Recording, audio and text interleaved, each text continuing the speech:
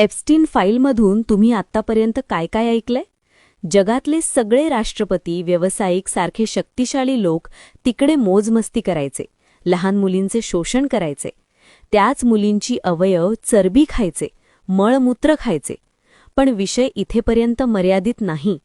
तुम्ही कधी विचार केला का, याच सगळ्या शक्तिशाली लोकांकडे इतका पैसा आणि पॉवर आहे की ते कोणत्याही दुसऱ्या ठिकाणी जगातल्या टॉपच्या सुंदर मुलीसोबत ते लोक शरीरसुख घेऊ शकतात. जगातल्या टॉपच्या मॉडेल्ससोबत ही लोक मोजमस्ती करू शकतात. मग त्या सगळ्या लोकांचा रस लहान मुलींमध्येच का होता, याचा विचार केला का? एप्स्टीन लँडवर अजून एक रहस्य आहे, ते म्हणजे फोटोमध्ये दिलेले मोलाख मंदिर.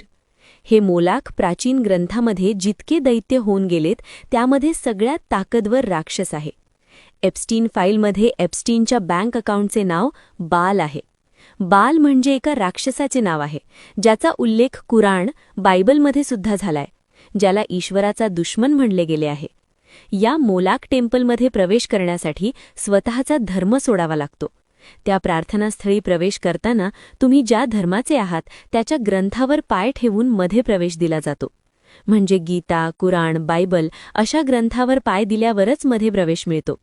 या मोलाख नावाच्या राक्षसाला लहान मुलामुलींची बळी द्यावा लागते, तेव्हाच आपल्या इच्छा पूर्ण होतात. म्हणजे एप्स्टीन लँडवर या मंदिरात ज्यांनी ज्यांनी प्रवेश केला त्यांनी स्वतःचा धर्म तुडवून मध्ये प्रवेश केला आहे.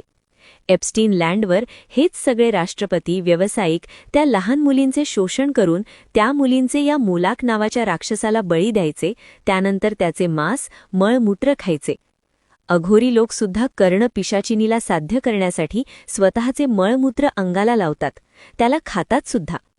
तुम्ही इल्युमिनॅटी नाव ऐकले असेल, ज्याचे स्वप्न आहे राक्षसी शक्तीने सगळ्या लोकांना गुलाम बनवायचे आणि या जगावर राज्य करायचे.